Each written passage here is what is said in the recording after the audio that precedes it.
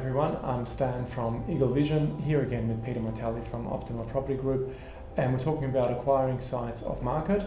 And today's session, it's the last part where we basically talk about the actual acquisition side of things. So what actually happens and how do you acquire these sites?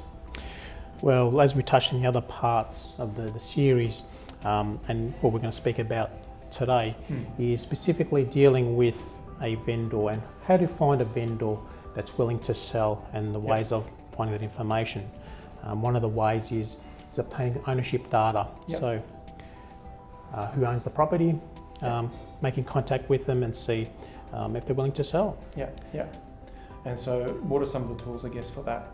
So one of the tools you can use is we're using ownership data, which is RP data I use, and it gives you a bit of information, the history of the property, when it was last sold, how many years ago. So it should give you a bit of understanding of who owns it, how long they've had it for, how much they purchased it for. So they might be in the position now that they're willing to, consider on selling the property.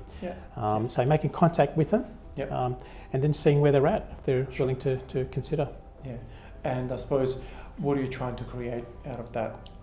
Well, you want to try and create a win-win situation. Obviously, by purchasing it from the vendor, you want to be looking for the site that's specific and out of the box site. So if you've got a good understanding, like we touched on in the other part of the series, is outside the box, you identify the site, you're thinking, well, this has got good potential, would they be willing to sell? And obviously I try and come up with the approach and just see where they're at, if they consider it, and obviously if they're able to consider having terms. So generally, if it's got a planning permit, you can look back onto the other series that we did about acquiring sites with permits, but in this particular circumstance, hasn't got a permit, you're purchasing off a vendor, so it takes time to get the planning approval. So I generally try and create a situation that gives me an option contract with the vendor, gives me time to get the planning approval.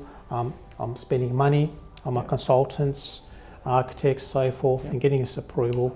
So you want to secure the site, correct, and be able to do all that research while you're actually going through it. Correct, exactly right. Fair enough. And so I guess, what are some of the ways of you contacting the vendors directly? Well, one of the ways is just give them a call directly.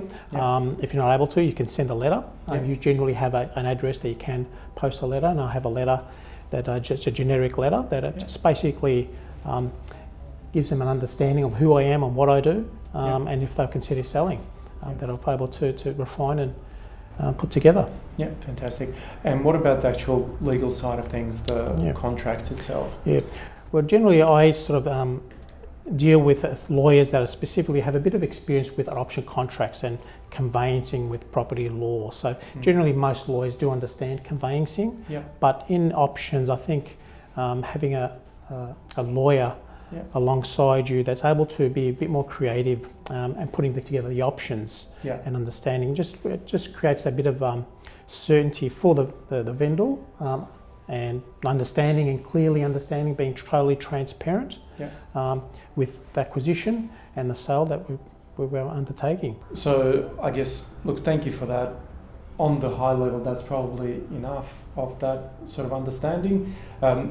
Peter's actually contributed that letter that he uses in accessing or approaching vendors. So you can download that in a link below the video. Thank you again for watching, and look forward to being in touch down the track.